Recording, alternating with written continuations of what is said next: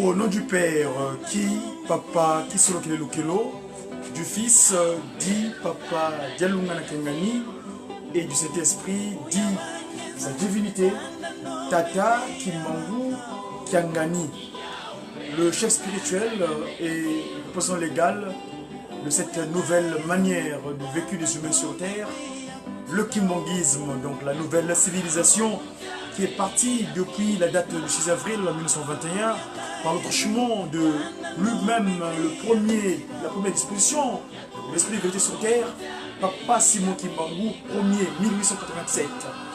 Nous sommes aujourd'hui le 5 juin, l'an 2019.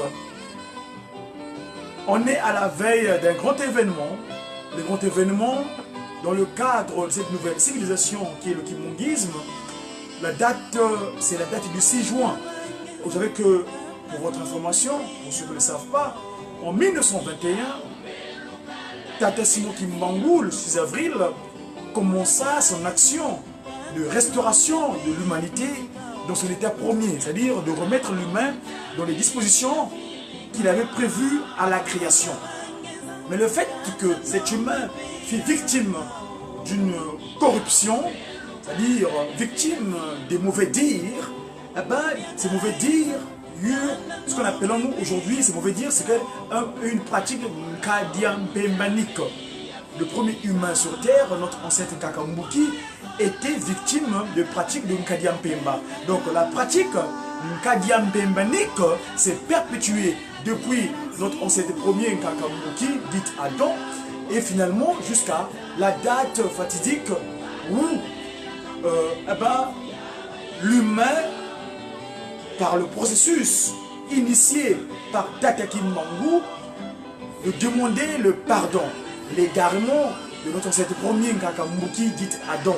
Parce que Mbuki, je dis Mbuki parce que c'est lui qui avait le devoir de soigner. Vous savez, le verbe Mbuki, c'est comme un docteur, celui qui soigne.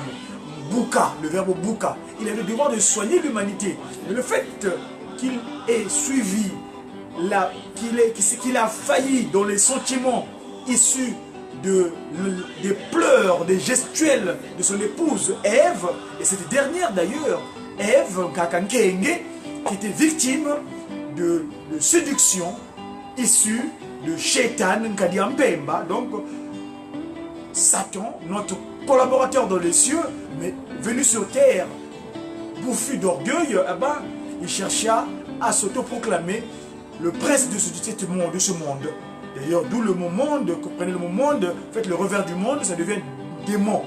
Donc l'humanité, depuis notre égarement de notre ancêtre premier Kakambuki, le monde était conduit bestialement, animalièrement. C'est-à-dire, quand je parle du mot animal, dans le mot animal, vous savez que le mot animal vient du latin animalis, donc animé maléfiquement.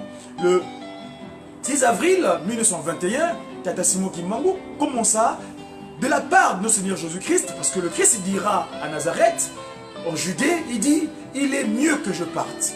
Parce que si je pars, je demanderai au Père, et mon Père vous enverra le consolateur, le Saint-Esprit. Et bien, c'est ce consolateur-là qui s'est manifesté le 6 avril à l'âge de 34 ans, parce qu'il est venu sur terre dans un premier temps au nom de Kimbangu le 12 septembre 1887, donc à la fin du 19e siècle. À 34 ans, le 6 avril 1921, il commença son action ministérielle de restaurer l'humanité dans son état premier, c'est-à-dire l'humanité que notre aïeul avait mal soignée, mal pris soin, parce qu'ils ont été les derniers à être mis sur terre. Vous savez que les 5 premiers jours de la création, Papa Kisolokele, qui est le Yahweh, le Yahvé, Dieu le Père, il créa les créatures juste par sa parole. Mais arrivé à nous, il prit son temps d'appeler ses 2 collaborateurs, à savoir le Christ Jésus, Papa qui sur lequel en tant que potier structurant la matière, que cette masse terrestre que nous portons, eh ben, le Christ Jésus, Papa Dialungana Gangani, vint pour apporter l'eau et le sang. Évidemment, pour rendre tout cela vivante, toute cette structure vivante, eh ben, il a fallu l'intervention du Saint-Esprit. Donc, Papa Kuntima Diangyenda, donc Papa Diangyenda Kuntima, qui est la troisième postérité de Tata Kimbangu. J'ai souvent l'occasion de vous montrer cette image d'inspiration divine de notre papa Manzenza, à l'époque à Mbanza Kimbangu, dite Brazzaville, mais j'aime pas le terme, je préfère Mbanza Kimbangu. C'est cette image-là de la création, comment l'humain fut créé en Kamba. Vous observez cette image que tout au fond, vous voyez sur l'arbre, il y a un individu qui n'a pas de pieds sur terre, une créature quelconque qu'on appelle Nkadiampemba, Satana, Tebo. Lui, c'est lui qui observa la création et il était jaloux. La jalousie lui caractérisa. La jalousie l'habita parce qu'il s'est dit, mais comment ça? Moi, je t'ai dit que papa reste là-haut. Moi, je vais régner pas ceci, pas sur terre. Papa Simon Kimbangu, cet esprit que nos aïeuls au Congo d'Antotela, avant que nous puissions connaître le christianisme, nos aïeuls appelaient l'esprit. L'esprit Mpungutu Lendo. D'ailleurs, vous savez, Adam, une fois victime des pratiques inappropriées, après qu'il soit devenu conduit animalièrement, il a même qualifié cet esprit-là de Nzambi. Nzambi Mpungutu Lendo. Nzayambi. Papa Fouambanza, le Christ Jésus, quand il est venu, de son amour propre vis-à-vis des humains, il dira, mais non, Nzakayambiko, Beno, Lukituki Dibambi, le monde n'est pas méchant, mais c'est vous qui êtes devenu mauvais. Le monde est mauvais en tant que tel, mais l'humain qui est devenu corruptible, qui est devenu animal, donc animé maléfiquement. Évidemment, quand tu es animé maléfiquement, c'est que tu n'as pas ce qu'on appelle la crainte ou bien le respect des commandements de Dieu. Parce qu'au Congo, on dit Vumiwanzambi, Ilu Bantikuluazayi. Celui qui a la crainte de Tata Simon Kimbangu Kiangani. Celui qui a la crainte de Tata Kisolo Kelelukelo. Celui qui a la crainte de Papa Dialungana Kiangani, le Christ Jésus. Celui qui a la crainte de Tata Kuntima Dianyenda, celui-là qui vit selon les dispositions spirituelles de 10 textes de loi qu'on appelle les 10 commandements que notre collaborateur antérieur, le collaborateur Moïse, celui qui était tiré de l'eau, avait reçu de la part du papa qui se loquait sur le mont Horeb. Vous voyez les choses que je suis en train d'évoquer, de fredonner en bas à travers mes confrères du groupe de guitaristes qui m'ont dit c'est King Kamba. Ce cantique, moi j'appelle ça un discours politique parce que vous savez que je suis en face de vous en tant que diacongo, messager africain, divinement zélé pour l'officialisation de l'union matérielle de l'ordre universel. Madjoumou, c'est mon patronyme, c'est mon titre que Papa Kuntima Diangyenda, Joseph, la deuxième discussion de Papa Simon Kimbangu m'avait donné quand il m'a visité, quand j'ai reçu mon sceau en 2003 à Ivry-sur-Seine. Kuntima Diangyenda me transforma, me dira, mon fils, tu portes un patronyme issu de tes parents génétiques, Madjoumou, mais c'est ton titre de travail pour lequel je t'ai envoyé sur terre. Je suis Diakongo, messager africain divinement zélé pour l'officialisation de l'union matérielle de l'ordre universel. Cet ordre universel ne viendra nulle part ailleurs, sinon que de Nkamba. Nkamba, la Nouvelle Jérusalem, siège de Dieu le Père, Tata Gisolo Kelukelo, celui-là même qui est mon modèle politique. Parce que je suis un politique, l'art de gouverner la cité. Siège de qui? De Dieu le Fils, Papa Dialungana Kiangani, le Christ Jésus. Car c'est lui la science. Pakundungu Yepelekete. En 1994, celui qui donna l'ordre à Tata Samakemandombe Wabela de David, Père son âme, mon grand frère, qui avait reçu cette capacité scientifique de l'homme noir, le Mandombe. Évidemment, celui qui a la crainte de l'esprit de vérité, la source de toute existence, Tata Joseph Kuntima Diangyenda, l'esprit vivifiant que nous avons en nous. Parce que sans le souffle de vie, tu es rien. Mes amis, donc, en tant que diacongo, messager africain divinement zélé pour l'officialisation de l'union matérielle de l'ordre universel, en ce jour, nous venons vous évoquer un événement. Je vous ai évoqué tout à l'heure l'événement de demain, le 6 juin. Papa Simon Kimbangu commence son action ministérielle le 6 avril. 2 mois plus tard, eh ben, ceux qui semblaient être présents sur terre pour servir le Christ, mais dans l'hypocrisie, Papa Kimbangu dira, ils ne sont pas en vérité. Ils ne sont pas dans le vrai. Leur langue est fourchue. Leur langue est nkadiampembanik. Et oui, la langue kadiampemba, donc kadiampembanik, c'est la langue fourchue. La langue humaine, elle est droite. Excusez-moi le geste, elle est droite. La langue du serpent, elle est fourchue. Le double langage. Et oui, on dit comme de vos loudi, loudimi. Loudi, c'est dire vrai. Et quand tu ne dis pas la vérité, tu deviens dilou, c'est-à-dire le contraire de loudi, dilou. Nous étions hier en Kamba. Évidemment, Papa Simon Kimbangu, le Saint-Esprit, avec son conseiller direct, Tata Nguengi Silukoufi, que j'appelle souvent, telle est l'appellation d'ailleurs du papa qui s'est il appelait Mvingidi. Fumu Mvingidi. Njona wa vingana, afuluka mfumu wetu Yesu Kristo. Iya ni wendiaka, mfumu wetu Yesu Kristo. Tata de lungana changani mfumu mbanza. Entre Mbenza, celui qui nous rappelle les secrets des 5 mois. Où les 3 glorieux avaient scellé le sort de l'humanité. Et bien hier nous sommes montés en camp. Le thématique abordé hier en Kamba, sa divinité, a évoqué une réalité. Une réalité vécue par le passé.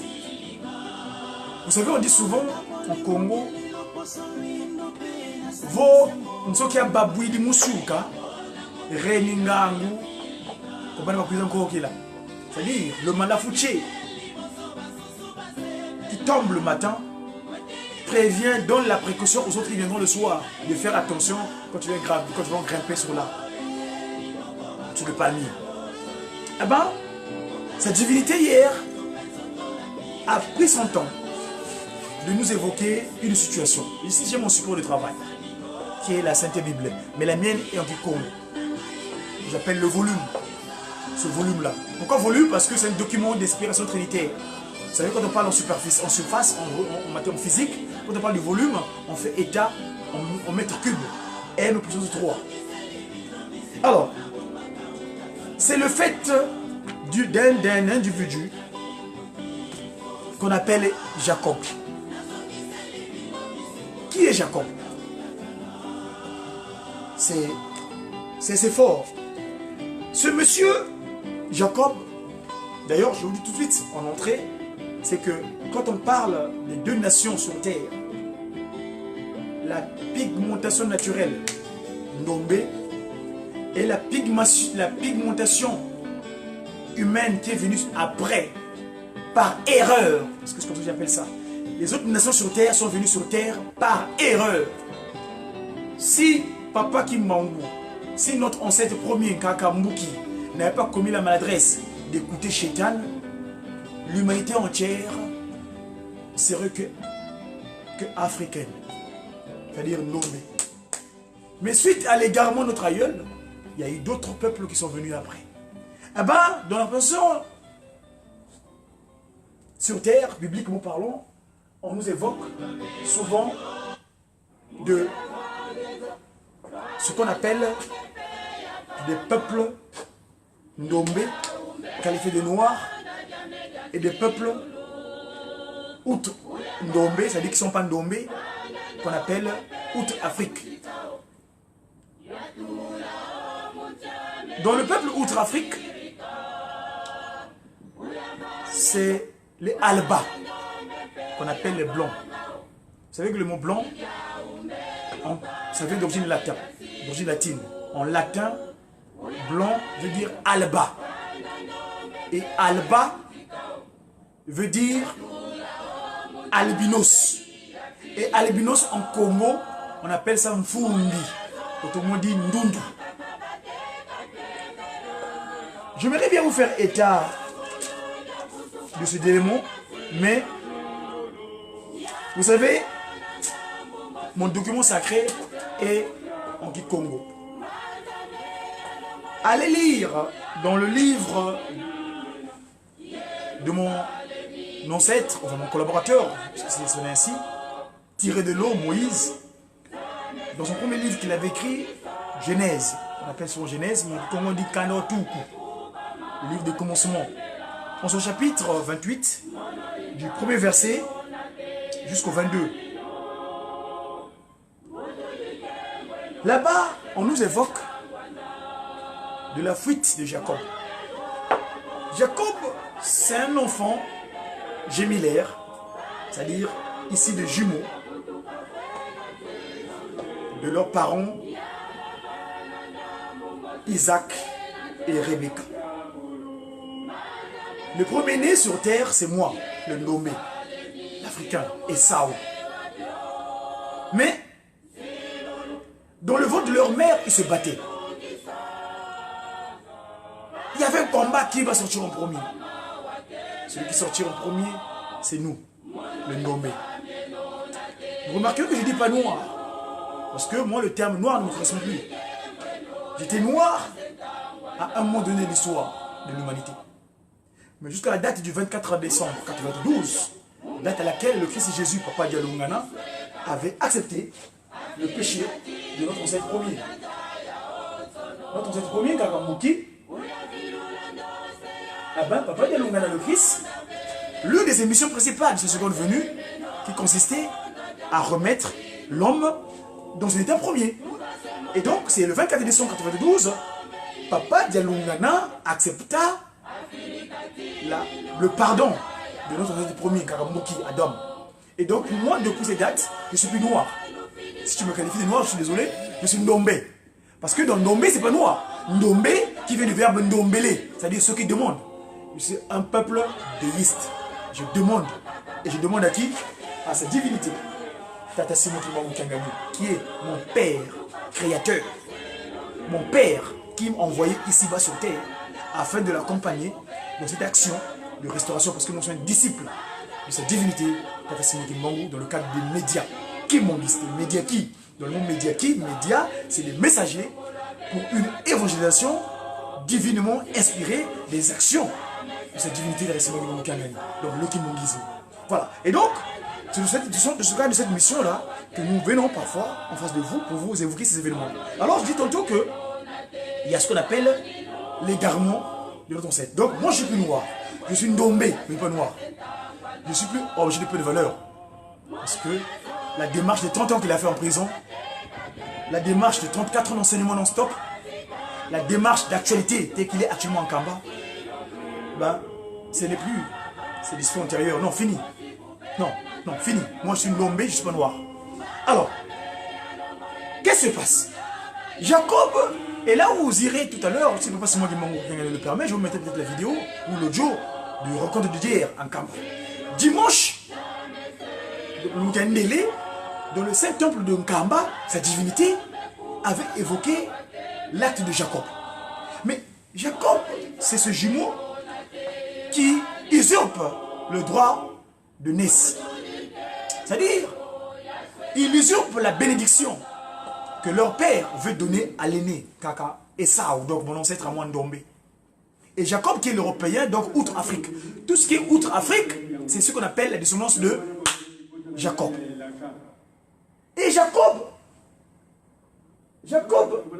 c'est lui qui, dans sa manière d'être, caractérise l'acte, l'usurpation du droit de naissance de son frère. Mais c'est un jeune homme, un monsieur. Son frère est fâché. Et il s'enfuit. Il fuit. Dans sa fuite, je vous ai dit que vous lirez dans le livre de Genèse, la Genèse, chapitre 28, du premier verset jusqu'au dernier, on vous évoque la fuite de Jacob. Jacob usurpe le droit de naissance. Donc, comment on appelle? Moi j'appellerais Jacob, moi, Nsimba. Et Esau, Nzouzi. Parce que c'est des enfants gémellaires. J'ai des gémeaux. Ils sont nés d'une manière gémellaire. J'ai des jumeaux. Il y en a qui est Nsimba, l'autre est Nzouzi. Et nous on appelle ça Mandombe. Il y en a qui est Pakundugu, l'autre qui est Pelekete. Parce que Pakundungu, c'est Nzouzi. C'est Nsimba plutôt. Et Pelekete, c'est Nzouzi. Donc, ces deux-là, ils sont normalement de père. Mais ici, les faits de Jacob et Ésaü, Jacob usurpe le droit de naissance de son frère. Et il se met en fuite. il va jusqu'à l'endroit où il allait se dormir. Et là, l'interpellation, mes chers amis, lisez les détails bibliques, c'est assez clair. Si vous permettez, c'est en Congo, le mien, allez-y, prenez vos documents chez vous, le volume, prenez votre volume, vous lisez, on dit quoi? Je lis évidemment aux trois noms saints, trois bonnes puissances, papa qui solokile, papa dialoga, papa dengena guntima. En Congo, c'est plus clair parce que les mots sont plus appropriés et plus propres à expliquer. Buna Isaki, donc le père Isaac, Watela Yakobimbila, Wansakumuna, Yandi Wankamba, Wavova kwa yani, Kukwela ni Kento, Mubana baba Kento, Bakana nako. Telama, wenda kupadani alami, kunzo ya Betweli, yise diangudiaku, yekwela Kento kuna, mubana baba Kento balabani, ngwaku wankazi, ngudi ankazi yaku. Bika nzambi mrungutulendo kakusakumuna kakuvana lubutu yekunyekisa mpasi wa kituka nkangu abantu.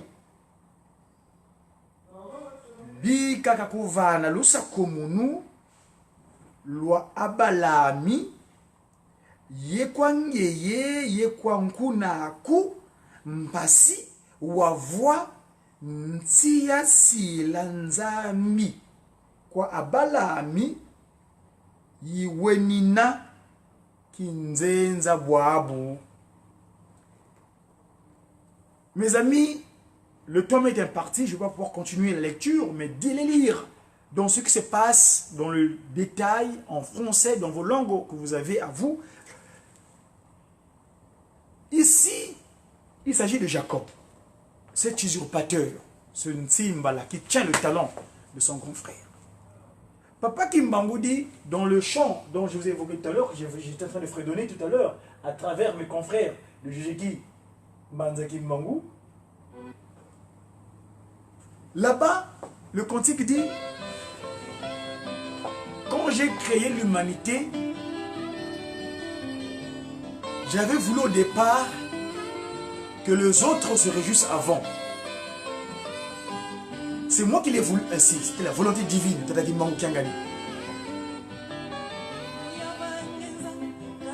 Quand j'ai créé l'humanité, j'ai créé le peuple Ndombe, Kanda Ndombe, le peuple demandeur. C'est pourquoi vous êtes mon peuple de la promesse. Kanda Ndombe, le peuple de la promesse. Qualifié en français dans la langue de Ginsusu, la langue d'orgueil, la langue de Shetan Nkadiampemba, on dit Ndombe noir, c'est-à-dire Yavozoka, objet de peu de valeur. Tata Kimbangu dira, cette pierre rejetée, elle deviendra la principale sur laquelle je vais me reposer afin de pouvoir diriger mon humanité telle que je l'ai voulu avant l'égarement de cet Adam.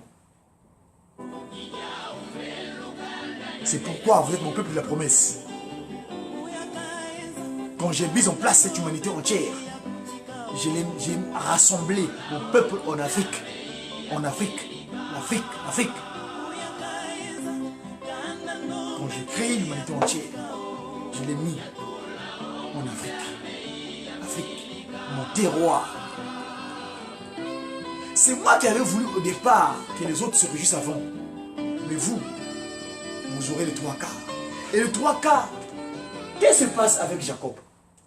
Jacob qui est l'autre Afrique, il les eut plutôt de naissance. Tata Kimbangu dira, parce qu'Isaac est fâché. Papa Kimbangu Kangane dira, va le servir, ton petit frère. Mais viendra un temps où toi, tu vas reprendre le joug pour lequel tu as été fait. Tu vas prendre ta place. Et cette place-là, c'est nous aujourd'hui. J'aurais bien voulu détailler ces événements, mais malheureusement, le temps, j'ai sur l'occupation pécuniaire. D'ici 10 minutes ou 29 minutes, je vais pouvoir reprendre l'occupation, mais papa, c'est moi qui manque, je l'en supplie, qu'un jour, qu'il donne plus de possibilités afin d'évoquer ces événements comme il se doit. Demain, nous serons le 6 juin. Le 6 juin, Tata Kimbangu, donc, qui fait cette démarche de venir récupérer ce peuple premier, les Bantu. Parce que ce n'est pas Bantu, mais Bantu. Muntu, Bantu. C'est-à-dire les premiers, tout, la tête, nous, les premiers. Eh bien, Tata Kimbangu, 2 mois plus tard, les incrédules, ou bien les hypocrites, qu'on appelle les jésuites, francs-maçons, Rosukwa, Maïkari, enfin, tous ceux qui pratiquent l'église Nkadiampé Manik, toutes les communautés Nkadiampé Manik, les communautés Nkadiampé Manik, nous les connaissons, francs-maçons, Rosukwa, Maïkari, tout ce qui a été spolié, pris plutôt à partir de l'Égypte, c'est-à-dire qu'ils ont usurpé une certaine capacité d'action. La Kabbale, par exemple, ce qu'on appelle les Juifs aujourd'hui, ils ont caché la Kabbale, la franc-maçonnerie, les Rose-Croix, les catholiques, les maïkaristes, toutes ces autorités spirituelles qui ont existé avant le 6 avril 1921. Parce que le repère, c'est le 6 avril 1921. Tata Kimbangu, là-bas, il prend l'acte. Dorénavant, c'est moi. Je suis venu, le Saint-Esprit. Eh bien, le 6 avril 1921, l'échelle qui était antérieurement à Jacob, l'échelle est descendue en Kamba. Simon Kimbangu a mis en place cette essence spirituelle qu'on appelle et jusqu'à l'église de Jésus-Christ sur la terre. Par son envoyé spécial, Tata Simon Kimbangu. Donc, cette essence spirituelle, c'est celle-là qui va pouvoir manager toutes choses, à proprement dite, afin que l'humanité redevienne le paradis. Plus précisément, à partir de Kamba. Je dis tout à l'heure que je suis messager africain, divinement zélé pour l'officialisation de l'union matérielle universelle. Cet ordre, je dis tout à l'heure, viendra que de Nkamba. C'est là-bas où cette divinité va nous donner des dispositions appropriées afin de conduire l'humanité telle qu'il le veut lui. Alors, 6 avril, 6 juin, ça fait 2 mois seulement. 2 mois. Et nous, en Kimbangu Muna, ce jour, c'est aujourd'hui par exemple, on est le 5, c'est le premier jour du mois de Luanza. Nous entamons le 3e mois de l'année Kimbongisme. Dans le Kimbongisme, le 5 juin, nous commençons le 3e mois qu'on appelle le mois de Luanza. Nous avons commencé par le Kintombo, le premier mois qui a commencé le 6 avril. Après le mois de Nkiela. Et donc actuellement nous sommes au 3e mois, le mois de Luanza. Et les événements de Mbanza, qu'on appelle de l'ange qui est apparu ce jour-là à Kamba pour pouvoir... Demain, je vous en ferai état. Papa Simon Guimang aussi, Papa Simon Guimang qui en le permet. Demain, je viendrai vous évoquer l'événement du 6 avril, du 6 juin. Qu'est-ce qui s'est déroulé exactement? Ah bon, donc, ici, là, aujourd'hui, on est le premier jour de Luanza. Et on est là à la veille de cette arrestation avortée de Tata Simon Guimang. Le méchant, Nkadiam Pemba, avait voulu créer la zizanie en voulant mettre fin à l'œuvre salvatrice initiée par Tata Simon Kimbangu. Mes chers amis, je regarde toujours dans les médias les temps sont limités. Nous ferons un autre document, peut-être ce soir ou demain, parce que c'est assez nécessaire de faire état. Comment cet ange-là, je veux dire non, Jacob, qui est physique, c'est-à-dire qui est matériel, a réussi à se battre avec un ange. Avant de se battre, quand on se bat avec quelqu'un, c'est qu'au départ, il y a une incompréhension. Parce que l'incompréhension provoque l'affrontement. Qu'est-ce qu'il y a eu comme échange entre Jacob et l'ange afin qu'il y ait affrontement? C'est des questions que je vous pose. Nous avons des réponses peut-être. Tata Guimang nous disposera cela. Parce que c'est lui qui nous inspire. Mais en tout cas, lui, avant de se battre, parce que de Jacob est sorti Israël. Le jour que l'ange est battu, l'ange est affaibli, l'ange veut se dépêtrer de Jacob. Jacob donne un coup. Non, c'est l'ange d'abord qui donne un coup sur les côtes de Jacob. Et Jacob, il ne veut pas lâcher prise, il dit que on s'est battu, je veux que tu t'es vaincu, mais avant que tu partes, tu dois me bénir. Il a demandé la bénédiction. Et la volonté divine s'est manifestée. Il a béni Jacob. Nous savons ce qu'on appelle Israël aujourd'hui. Ça a donné après Israël. Les combattants, ceux qui ont combattu. Mais aujourd'hui, il y a le nouvel Israël. C'est nous, Tata Kimbangu. Parce que en faisant les 30 ans de prison, il a réussi à mettre fin aux pratiques de Lucifer. Et oui, les 30 ans de prison qu'ont duré Papa Simon Kimbangu, chaque matin, on lui flagellait sur un coup de fouet. Les 34 ans d'enseignement, 24 sur 24 de Papa Joseph Diangenda Kontima, chaque jour, non-stop. Et il a résumé son enseignement en disant le beau mimi, bolingo, mibe komisala, ou comme qui dirait le nzondisa, nzola, nsiku, yesalu.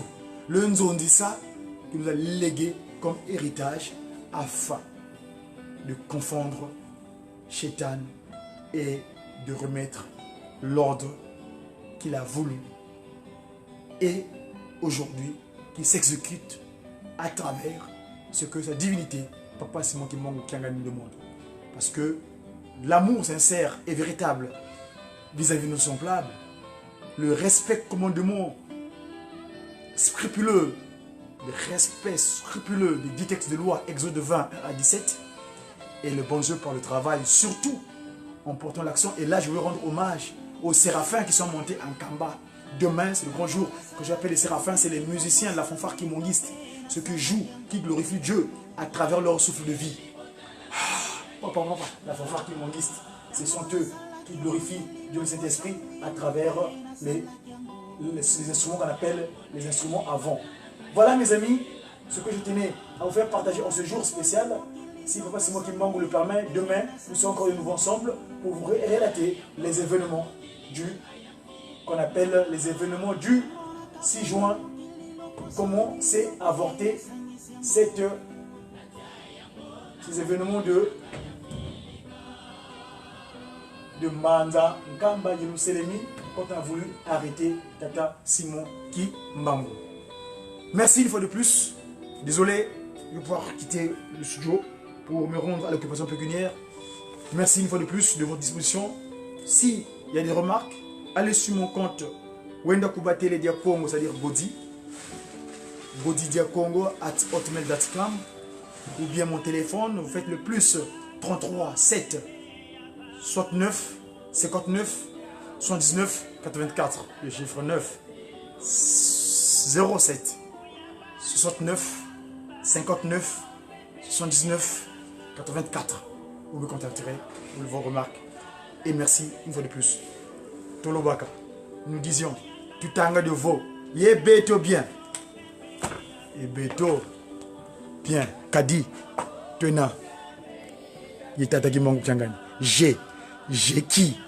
J'ai cette divinité, Tata Simon Kimbangu Kiangani. À très bientôt. Merci. Au revoir.